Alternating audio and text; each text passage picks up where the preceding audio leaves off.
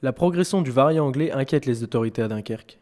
Avec plus de 80% de taux positifs au variant anglais, la municipalité prévient des risques de propagation sur son territoire. En pleine saison du carnaval, le SAMU a appelé à cesser l'organisation des carnavals underground dans la ville. Aujourd'hui, sur le territoire dunkerquois, nous avons à peu près 80% de variants britanniques dans les cas de Covid positifs. Et comme le variant britannique est très contagieux, il a fait exploser le nombre de cas de Covid ici sur le territoire dunkerquois. Et nous avons un hôpital qui est aujourd'hui en saturation.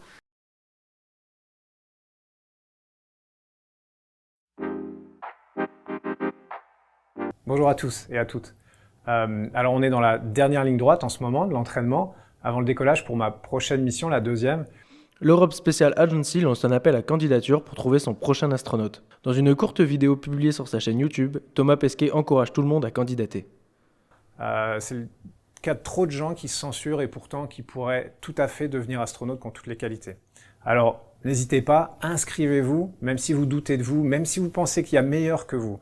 En réalité, vous n'avez vraiment rien à perdre, alors allez postuler et rendez-vous à l'entraînement. Au Texas, des villes entières comme Dallas ont été paralysées par la neige et par le froid. Le thermomètre est descendu jusqu'à moins 18, soit 25 degrés en dessous des moyennes habituelles dans la région.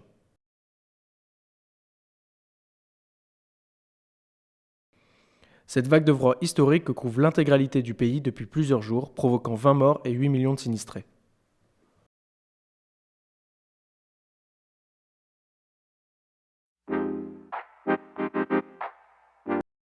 L'ex-secrétaire d'État Georges Tron condamné en appel à 5 ans de prison dont 3 ans ferme pour viol et agression sexuelle.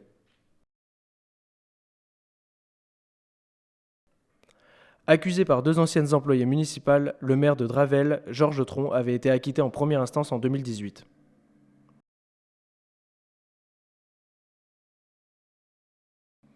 Cette fois, la cour d'assises de Paris l'a reconnu coupable de viol et d'agression sexuelle sur l'une des 2 plaignantes. Bonjour et bienvenue dans ce 13h, mais nous n'allons pas passer beaucoup de temps ensemble. Aujourd'hui, c'est totalement inédit.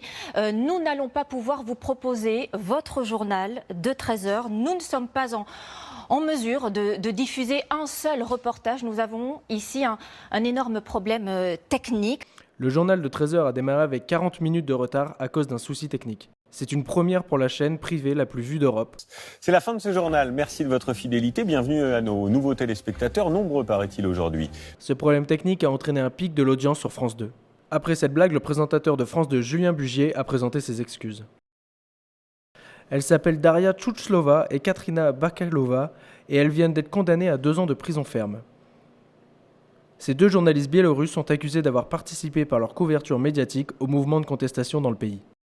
Elles avaient été arrêtées le 15 novembre 2020 pour avoir filmé une violente dispersion d'une manifestation d'hommage à un militant de l'opposition tué quelques jours plus tôt. Le président Alexandre Loukachenko est vivement critiqué depuis plusieurs semaines par la population qui conteste sa réélection.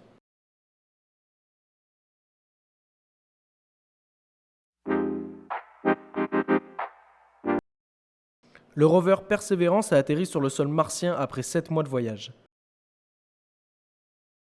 Après une périlleuse descente de 7 minutes dans l'atmosphère martienne, le rover a atterri dans le cratère de Jezero.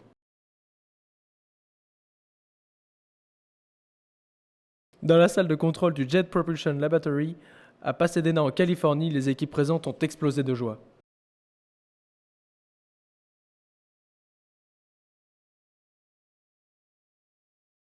La NASA a immédiatement communiqué une image prise par le rover sur place.